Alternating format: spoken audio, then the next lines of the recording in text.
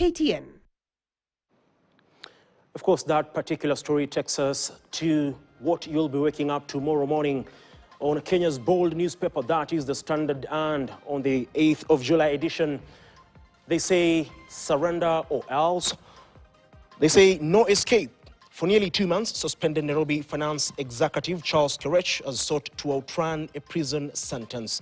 On Monday, the High Court shut the door on his latest bid, ordering him to report to Nairobi Remand Prison to begin serving a 3-month jail term for contempt in a bitter 106 million legal fees battle.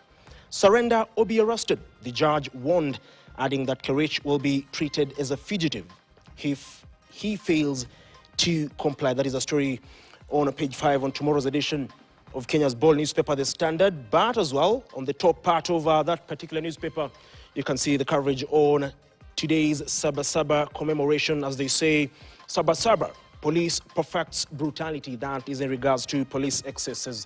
Make sure you grab a copy tomorrow to get details in regards to that and many more other stories from within the country and even beyond our borders.